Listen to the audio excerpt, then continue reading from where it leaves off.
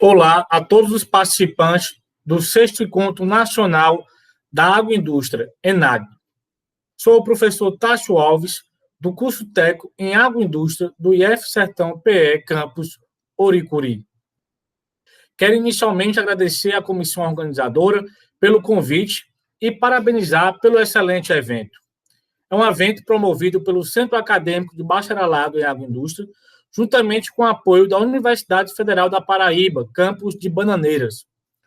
O sexto ENAG, este ano, tem como tema Agroindústria, Gestão, Inovação e Sustentabilidade, e proporcionará uma vasta discussão técnico-científica, além de incentivar a troca de experiências entre discentes, docentes e empresários, promovendo o desenvolvimento científico e tecnológico no setor da agroindústria e áreas afins no Brasil. Dentro da temática do evento este ano, não poderíamos deixar de falar das abelhas, mais especificamente do alimento mel, que está inserido na sustentabilidade do arranjo produtivo local da apicultura. Antes de iniciar minha palestra, quero ser solidário às famílias das mais de 170 mil vítimas da Covid-19. Sintam-se abraçados. Agora, convido você a participar da palestra intitulada Mel, o superalimento. Aguardem um instante enquanto inicio os procedimentos para a minha apresentação.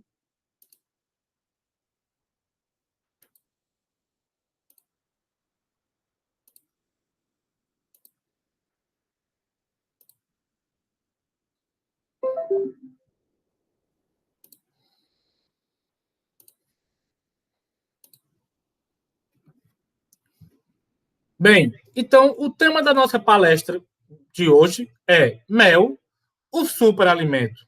Né? Como falei, meu nome é professor Tássio Thiago Lopes Alves, né, do curso técnico em Agroindústria do IF Sertão PE Campus Oricuri.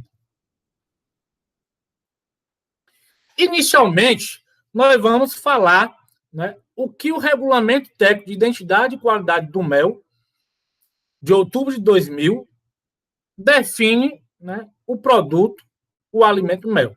Entende-se por mel o produto alimentício produzido pelas abelhas melíferas, a partir do néctar das flores ou das secreções procedentes de partes vivas das plantas, ou de excreções de insetos sugadores de plantas que ficam sob partes vivas de plantas, que as abelhas recolhem, transformam, combinam com substâncias específicas próprias, armazenam e deixam madurar nos favos da colmeia. Então, podemos ver logo do início que, pela própria legislação vigente, né, determina, né, coloca que mel é um produto alimentício. Então, mel é um alimento. Então, quero deixar isso bem claro, frisar para todos os nossos participantes que estão assistindo essa palestra hoje. Mel é um alimento.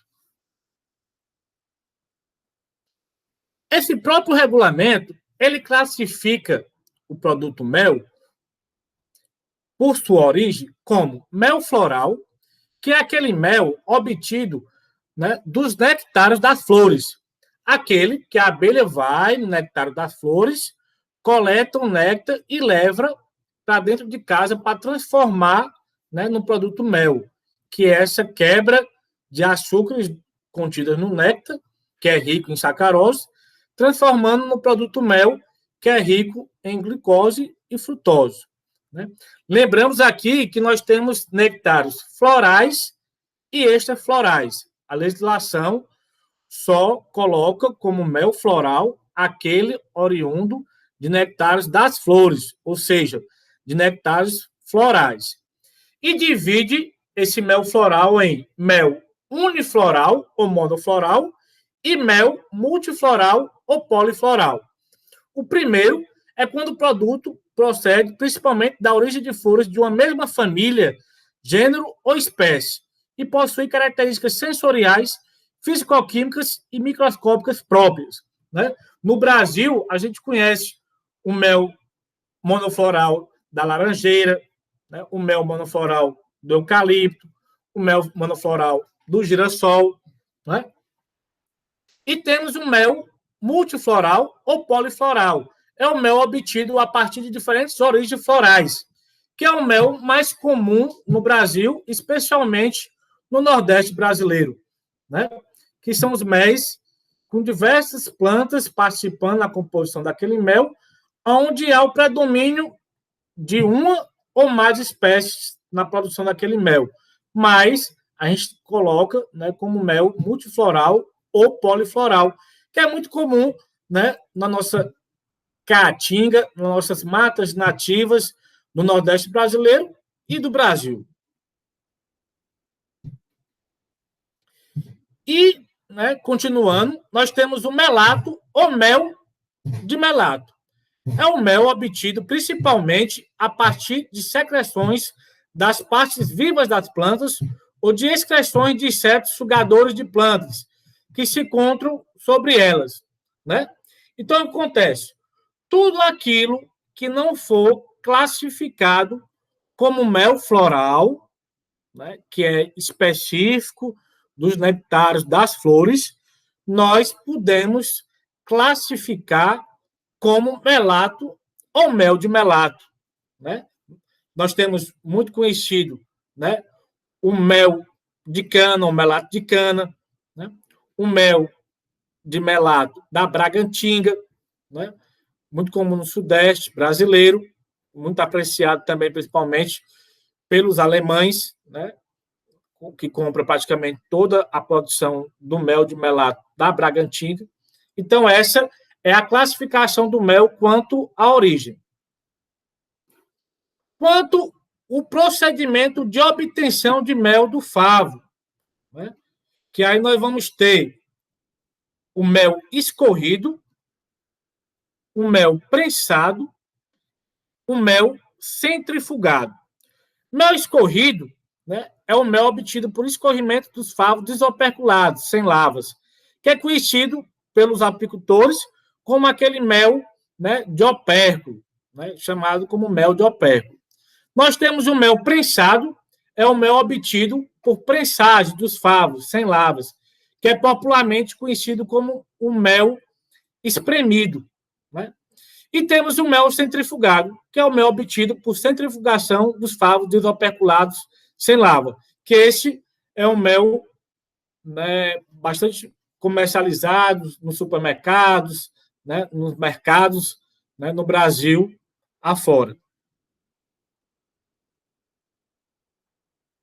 Segundo sua apresentação e ou processamento. Mel é um mel em estado líquido, cristalizado ou parcialmente cristalizado.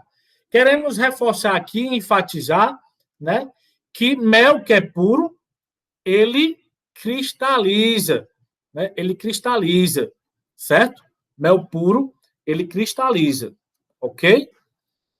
Mel em favos ou mel em secções. É o mel armazenado pelas abelhas em células operculadas de favos novos, construído por elas mesmas, que não contém lavas e comercializado em favos inteiros ou em secções de tais favos, né? Que aí é o mel que a gente conhece, aquele mel, né, que o pessoal chama mel com favo, da capinha, que está ali, né, na colônia. E temos um mel com pedaço de favo. É um mel que contém um ou mais pedaços de favo com mel dentro, isento de lava. Que também a gente vê muito, né, o mel no estado líquido, no recipiente, com um pedaço de favo dentro. Nós temos o mel cristalizado ou granulado. É o mel que sofreu um processo natural de solidificação, como consequência da cristalização dos açúcares, né? Que aí, como eu falei, mel que é puro, ele cristaliza, que é diferente do açucarar. O cristalizar, ele fica pastoso, como um doce de leite, que vai começando ali a cristalizar de baixo para cima, né? Então, é bem fácil da gente conseguir diferenciar do mel açucarado. Mel cremoso é o mel que tem uma estrutura cristalina, fina, e que pode ser submetido a um processo físico, que ele confie essa estrutura e que o torne fácil de untar, né? Que não é muito comum aqui no Brasil, mas nos Estados Unidos, na Europa, é muito comum esse mel cremoso. É como você batesse um mel numa batedeira, num liquidificador, né? Ele fica cremoso e que muita gente usa, né, para comer em pães, torradas, né? Então, lá fora, as pessoas não usam tanto o mel no estado líquido, né? Eles usam muito mel cremoso.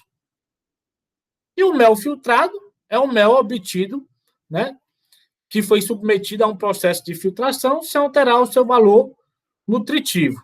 Então, a gente avalia e vê isso daí.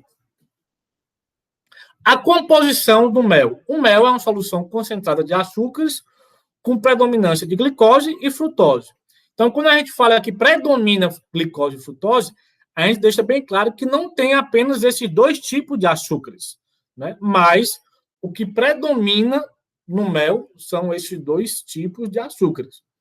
Contém uma mistura complexa de alguns outros hidratos de carbono, enzimas, aminoácidos, ácidos orgânicos, minerais, substâncias aromáticas, pigmentos e grãos de pólen, podendo conter cera de abelha procedente do processo de extração. Então, como a gente vê aí a composição, frutose, glicose, disacarídeos, outros açúcares, outras substâncias e água, né? Diferente de que as pessoas pensam, mel, ele tem água. Agora, dentro aí do limite, né, de até 20% de água, né? A média é em torno de 17% e a legislação, né, limita, né, no máximo de 20% de água nesse mel. E glicose e frutose, quanto mais, melhor, né? É no mínimo 65%, mas quanto mais, melhor. Existe também, né, compondo esse mel, ácidos orgânicos, vitaminas, minerais, aminoácidos. Bem, e agora que a gente já viu, né, uma parte do que é mel, né, e como o tema também trata desse superalimento, o que é que o dicionário português fala sobre superalimento, né? O superalimento vem do verbo superalimentar, né? Super mais alimento mais ar, não é? Então o ato de se alimentar, de alimentar-se, não é?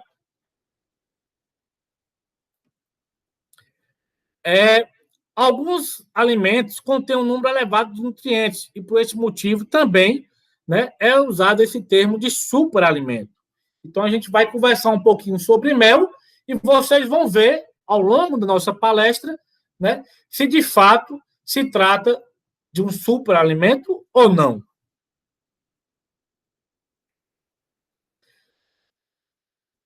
Não sei se vocês já ouviram falar, mas o mel ele é um produto que tem uma vida de prateleira muito elevada, né?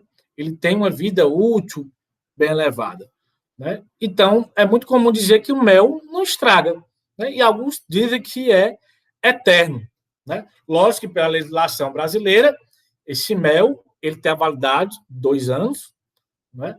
Mas que popularmente, né, ele é um alimento bastante resistente a micro-organismos e que dura por muito tempo, né? Então, popularmente, as pessoas falam que esse mel é eterno e não estraga. Ao longo da história, a humanidade já se alimentou, se banhou e até se tratou com mel, um dos poucos alimentos que se mantém fresco, mesmo após séculos ou mesmo milênios, graças a uma composição química perfeita. É isso aí, o noticiário de Ciência e Saúde da BBC. É verdade que o mel não vence, né? E aí, como eu já falei, reforcei com vocês, pela legislação brasileira, a validade são 2 meses, 2 anos, desculpe, né? 2 anos, certo? Mas que popularmente, ele sendo bem colhido, bem armazenado e tudo, você pode comer, sim, sem problema nenhum, né? Um mel que tem acima de 2 anos. Agora, comercializar, né, tem a limitação de 2 anos, né? Então, geralmente, né, de 2 anos, segundo a legislação brasileira, onde vai ter aí, né, em torno de 17% de umidade, não podendo passar de 20%, né? O mel, né? Ele tem um pH ácido, né? Tem aí também a produção de peróxido de hidrogênio, né? Então, tudo isso faz com que esse alimento ele seja resistente, né, à ação de micro-organismos, né? Então, se ele não for colhido e processado da maneira correta, né, e com os cuidados, ele pode vir a fermentar, formar álcool ou vinagre, né? Mas, né, e aí não deve ser comercializado e muito menos consumido. Mas, do contrário, não tem problema nenhum, né? E aí tem essa questão do mel mais velho, tem um HMF elevado, né? Que aí essa matéria super interessante coloca que esse HMF é uma substância cancerígena, mas deixo bem claro que a literatura nacional e internacional não traz nenhum relato, né, de uma ação cancerígena, né, do HMF no alimento, e que o mel, como alimento, né, tendo HMF acima de 60 miligramas por quilo, né, possa vir a ter problemas na saúde humana. Uma breve história, né, agora do mel. As abelhas eram consideradas sagradas para muitas civilizações. Então, né, esse culto às abelhas, essa questão do sagrado, já vem já de muitos anos, de séculos.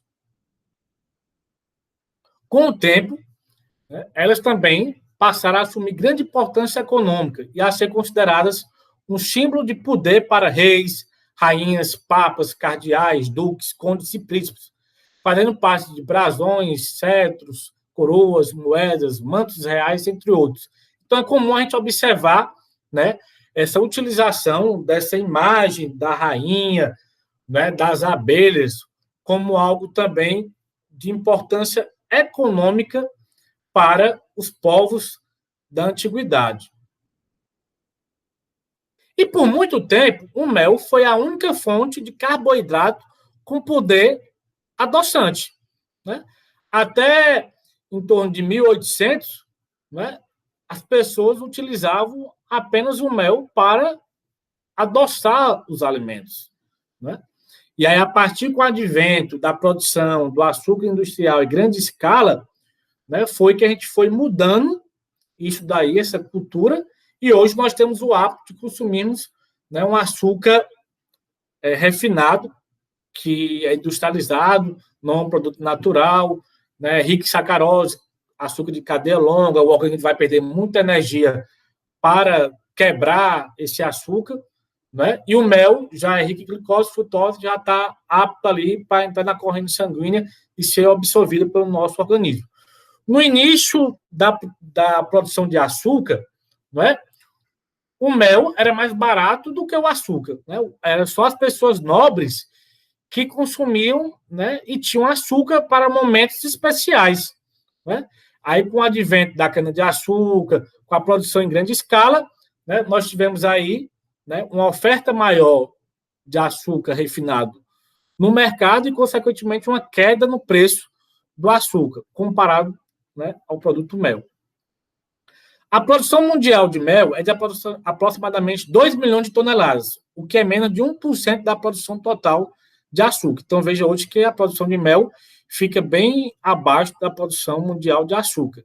E a China detém aí 50% da produção de mel no mundo, então, um dos maiores produtores, né, de mel e consumidores também. Hoje, mais do que nunca, existe uma grande preocupação com os temas relacionados com a nutrição, né?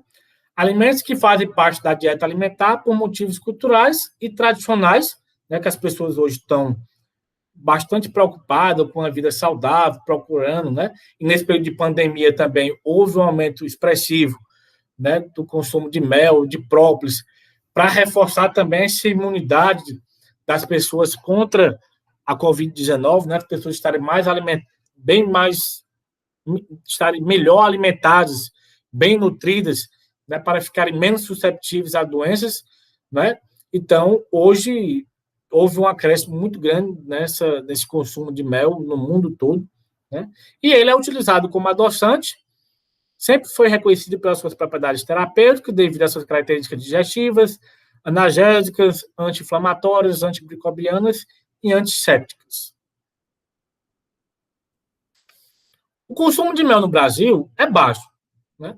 E a gente, avaliando aí a literatura, coloca que alguns acham o produto muito caro, que, de fato, quando a gente vai avaliar o produto, quando chega no consumidor final, que está ali na prateleira do supermercado para ser vendido, infelizmente, tem um acréscimo muito grande, né, e uma diferença muito grande do preço pago ao produtor e o preço que chega ao consumidor final.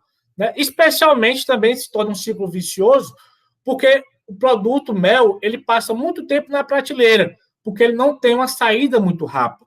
Consequentemente, né, os supermercados, as redes de supermercados, elas colocam a margem de lucro muitas vezes acima de 100% para compensar o tempo parado que esse mel vai ficar na prateleira ocupando espaço.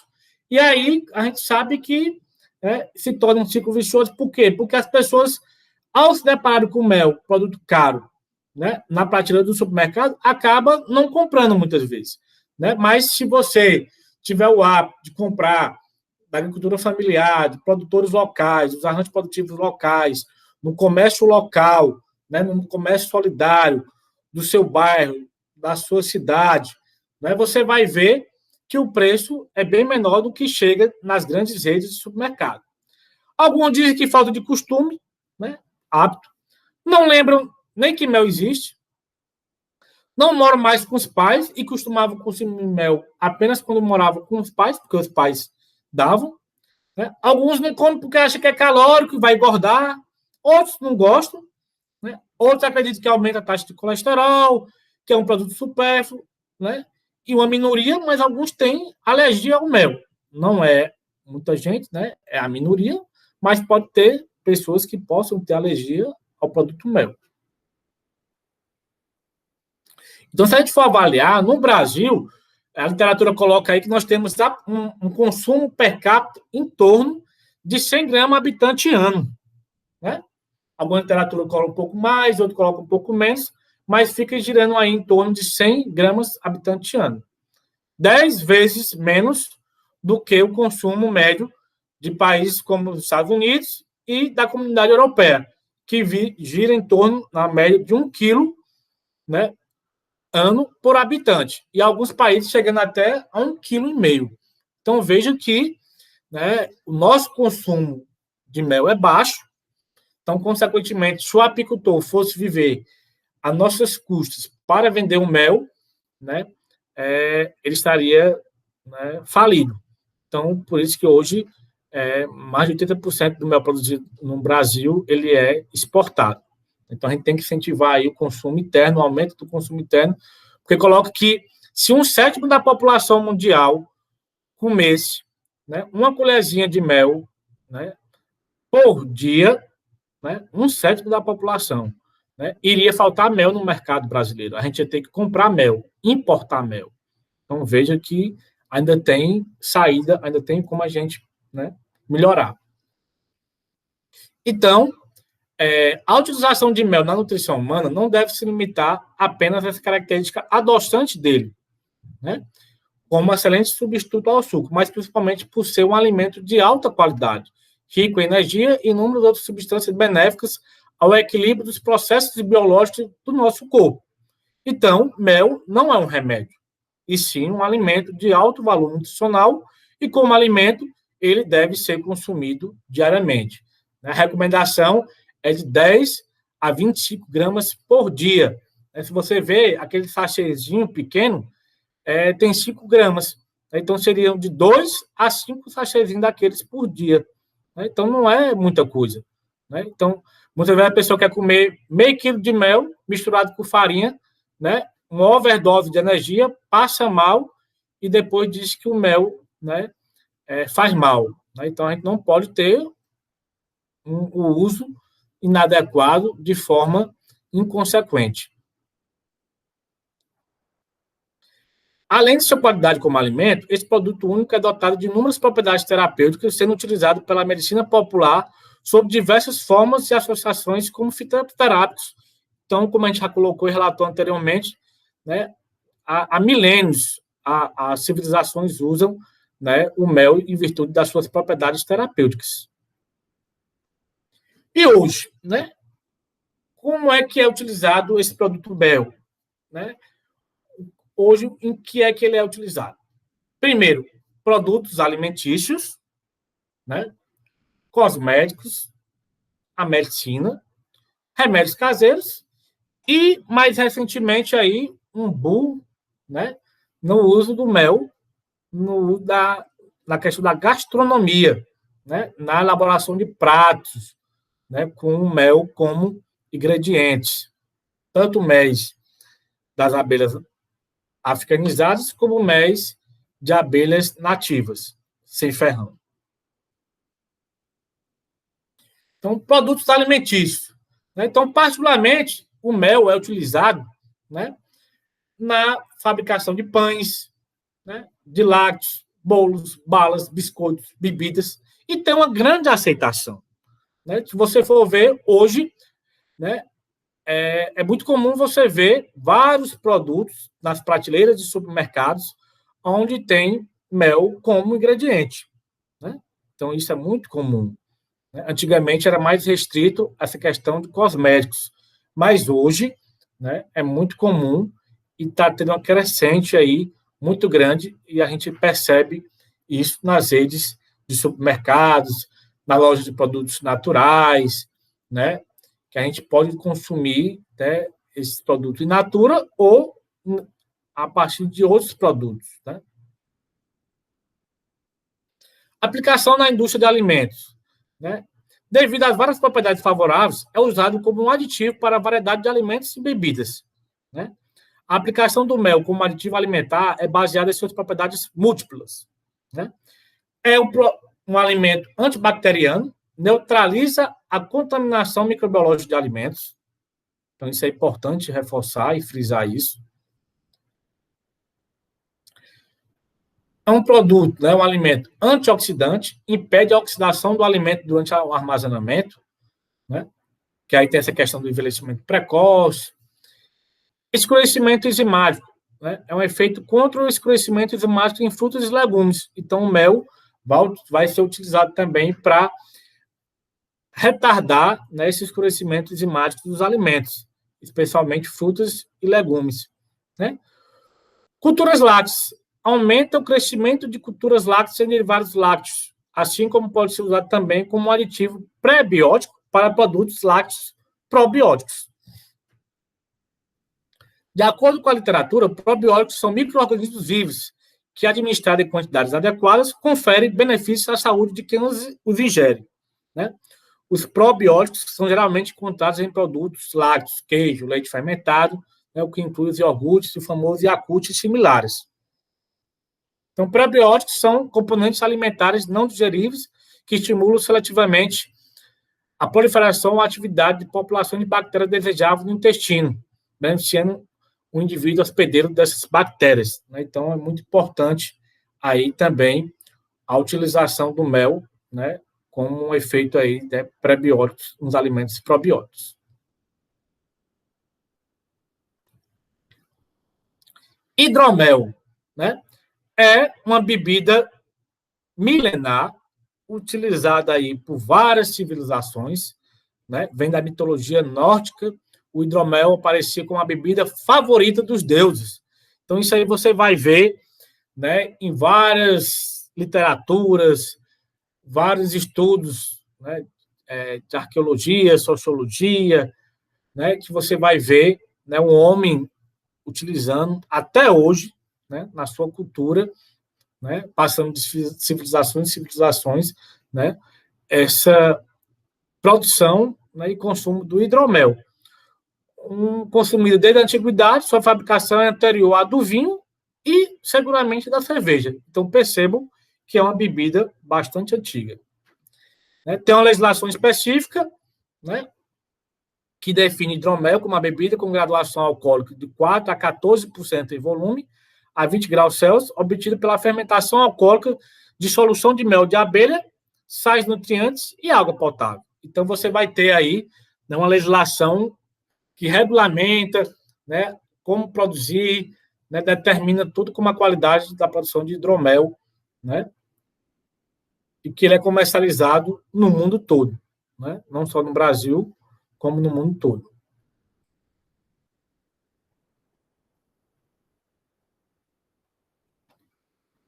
Também, né, o mel pode ser utilizado na produção de aguardente, que é a bebida com graduação alcoólica de 38 a 54% de volume a 20 graus, obtido no rebaixamento do teor alcoólico do destilado alcoólico simples ou pela destilação do mosto fermentado.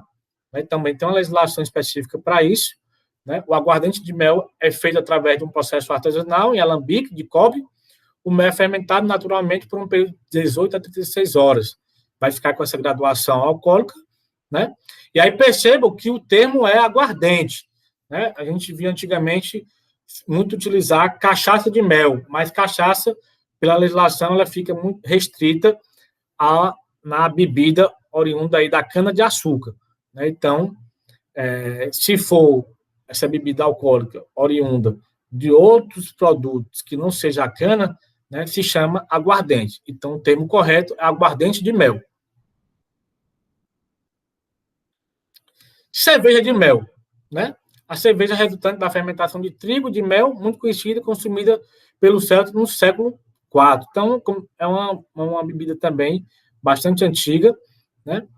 Com espuma mais espessa, coloração amarela mais clara, a cerveja de mel possui média graduação alcoólica, né?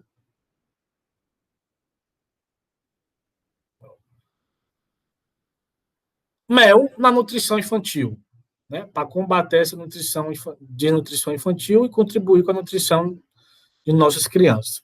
A aplicação do mel na nutrição infantil costumava ser uma recomendação comum e durante os últimos séculos, algumas observações interessantes relatadas. Os efeitos positivos de mel na dieta infantil são atribuídos aos efeitos sobre o processo de digestão. Há uma preocupação de saúde para crianças quanto à presença do Clostridium botulinum em mel, né? O risco de uma baixa contaminação não pode ser excluída, certo? Então, o que eu quero reforçar aqui?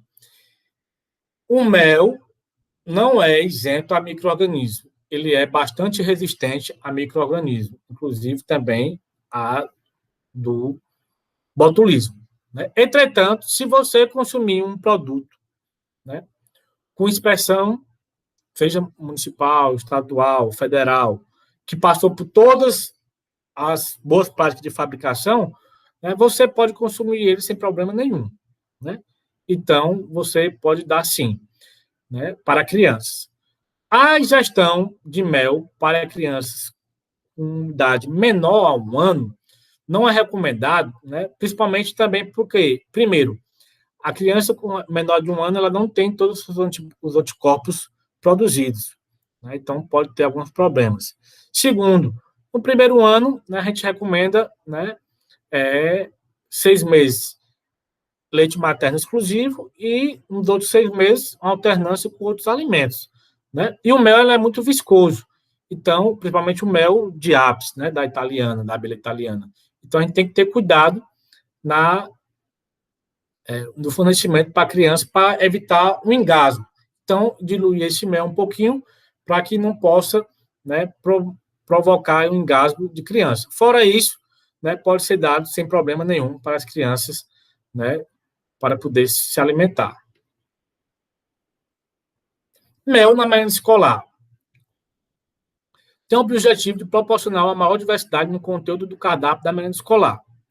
O mel de abelhas é um alimento mais saudável que os açúcares industrializados. Sua composição é rica em sais minerais, principalmente cálcio e fósforo.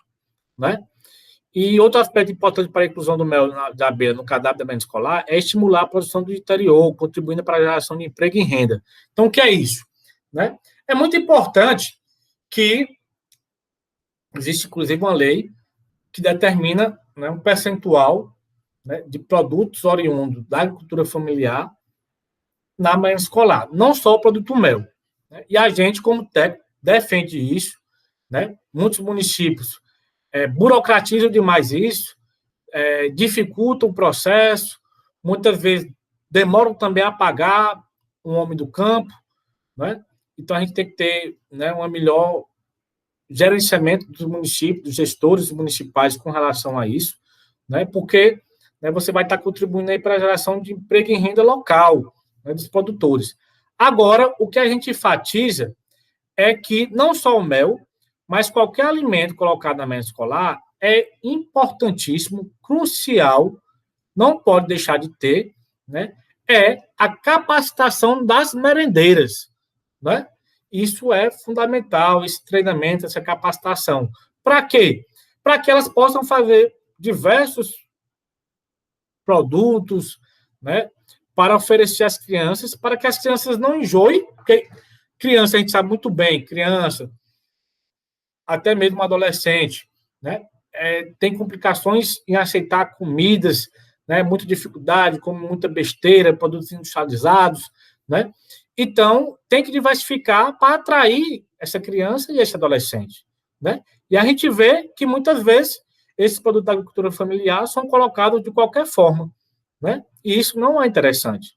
No caso do mel, a gente vê casos que colégios, né, fornecem mel in natura, no balde, colocando a colher no balde, fazendo uma fila indiana e colocando, empurrando a colher com mel na boca da criança, né? Muitas vezes nem limpa aquela colher e vai passando de criança para criança, né? Isso aí cria um trauma, né? Cria um transtorno, a criança enjoa e não quer saber do produto mel. Aí muitas vezes coloca em sachê, como a gente pode ver na foto. Sachê é mais atraente do que o mel in natura, né? Na colher? Né? Mas também, com o tempo, a criança enjoa. Temos exemplos de colégios e municípios que as crianças enjoaram do mel em sachê, ficou guardado, né, na despensa da escola, porque as crianças não queriam mais comer, atraiu abelhas, então, enxame de abelhas entraram na escola atraídas pelo cheiro do mel, né, e foi o maior transtorno, a diretora teve que sair distribuindo mel, né, na comunidade toda, para se ver livre do mel, para poder se ver livre das abelhas, né? Então, né, a gente coloca que tem que ter um treinamento, uma capacitação, né, para as merendeiras, né, para que possam inserir os produtos da agricultura familiar na merenda escolar, e não somente inserir de qualquer jeito, apenas para cumprir, né, lei, mas tem que cumprir a lei e capacitar, orientar, né, treinar as merendeiras para que possam, né, usar o mel como ingredientes, né, usando sorvete, adoçando algumas bebidas, no bolo, né? Então, você tem várias opções de utilizar o mel como ingrediente em vários alimentos, né? A gente vê claramente também no próprio leite, né, como é que é distribuído o leite muitas vezes nas escolas. Aquele copão azul com leite e 4 biscoitos Maria, né? Poderia fazer como? Você fazer uma bebida láctea, um achocolatado, né, um iogurte, né, que atrai muito mais a criança e o adolescente do que o mel, o leite in natura, não é verdade? Né? Então, a gente é a favor, né, da inserção do mel e de outros produtos da agricultura familiar na merenda escolar, em cumprimento à legislação nacional, né, mas enfatizamos que não pode ser de qualquer jeito, tem que existir um treinamento, uma capacitação, né, com as merendeiras. Desempenho atlético. O mel é bem tolerado e pode ser uma fonte de carboidrato eficaz para o desempenho atlético. Recomenda-se que a quantidade de mel deve ser adaptada ao peso corporal e ao tempo do exercício. Hoje em dia, se tem uma moda muito grande, né, de atividade física, das academias lotadas, as ruas, parques lotados, pessoas caminhando, correndo, né, pedalando, né, fazendo lutas, né, de artes marciais, jiu-jitsu, karatê, judô e diversas atividades que têm um gasto muito grande de energia e existe a necessidade de recompor essa energia perdida, né? E que muitas vezes vão se procurar produtos sintéticos, produtos industrializados, e o mel, como um alimento 100% natural, né, uma fonte aí de energia, né, bastante interessante para essa questão, né, do atletismo, dos atletas, seja dos atletas ou mesmo dessa questão, né, amadora, das pessoas que, né, estão fazendo atividade de forma amadora aí no dia a dia. Em cosméticos, são inúmeros comércios feitos com mel de forma artesanal, né, que a gente vê muito, e industrial também, né, comercializado na linha de produtos naturais, como cremes, sabonetes, shampoos, condicionadores, loções hidratantes. Então, a gente vê aí, né, que há muitos anos é utilizado, né, como cosmético. A gente vê notícias, mel utilizado na fabricação de cosméticos, né? A gente vê aí mel usado em cosméticos distribuídos para hotéis, né? Gera renda para pequenos apicultores. Então, shampoo, condicionador, loção, sabonete, né? Sendo feito à base com mel, né? Colocado em grandes redes de hotéis, rede hoteleira, né? Para os hóspedes, né? E aí isso é bom porque o produtor ele tem como escoar a sua produção, né? Então isso também é uma oportunidade de negócio e tem que ser visto com bom agrado. Então a gente tem aí também, né?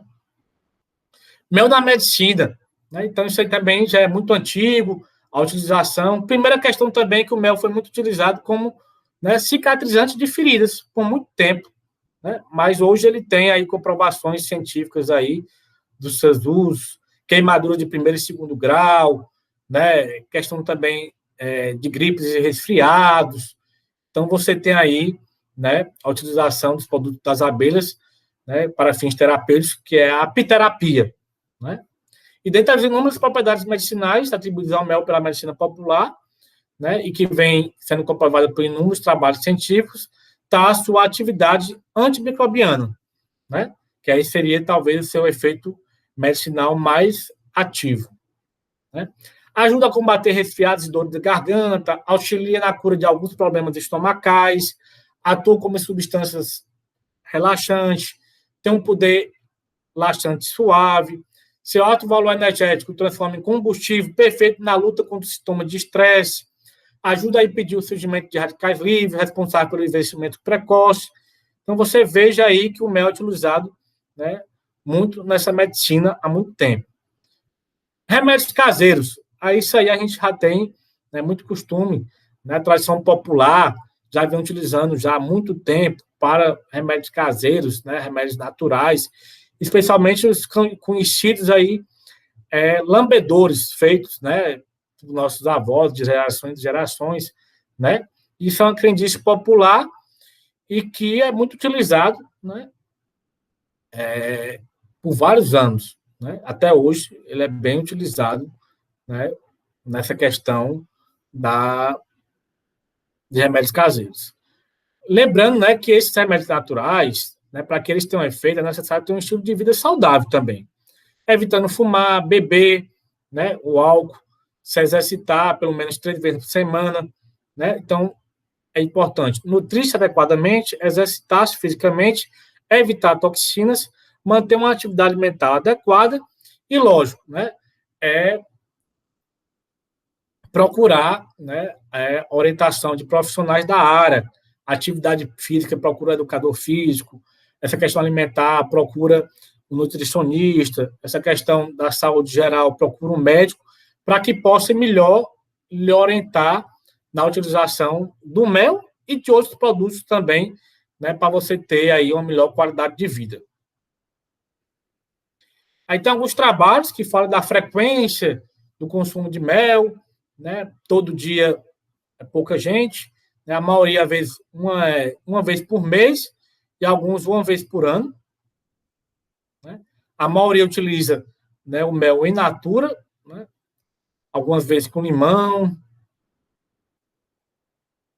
E para finalizarmos, né, a nossa palestra, vamos aí ver o uso também do mel na gastronomia, né?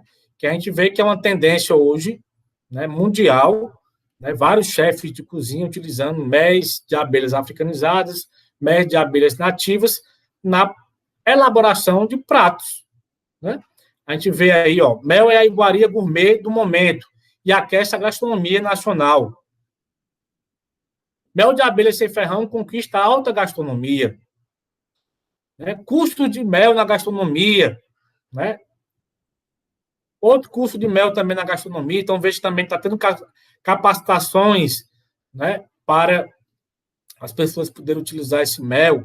E aí tem vários pratos. Pernil assado com mel e laranja, carne desfiada com vinho e mel, lombo com mostarda e mel, salmão ao molho de mostarda e mel, ravioli de figos com mel e queijo de cabra. Né? Então, podemos observar que o mel ele tem uma utilidade diversa, né? Desde a medicina popular, né? do remédio caseiro, do lambedor, né? Até a medicina, né, mais avançada e a gastronomia também, né? Vários pratos, né? No uso também de alimentos, bebidas, né? Cosméticos. Então, espero que vocês tenham gostado da nossa palestra. Né? Está aí o meu contato. Muito obrigado pela atenção. Né? Professor Dr. Tasso Thiago Lopes Alves, tem meu e-mail, né? Tem aí meus telefones, né? Para que vocês, se tiverem interesse, podem estar em contato conosco, né? E estaremos também disponíveis aí à disposição, né, nas lives aí do evento, para tirarmos dúvidas, para interagirmos com vocês, né, de uma forma satisfatória. Então, espero que vocês tenham gostado, né, e fico à disposição de vocês para que vocês possam, né, interagir aí nas lives, tirando as dúvidas, né, e que eu possa também contribuir mais ainda com vocês, né? Então, muito obrigado, agradeço mais uma vez a organização do evento, né, e estou aí, né, à disposição. E espero que vocês participem das várias palestras do evento, minicursos, né, e que possam, né, gostar, né, desse evento, né, nacional de agroindústria aí, que é bastante conhecido, né, no Brasil e até mesmo fora do Brasil. Meu muito obrigado.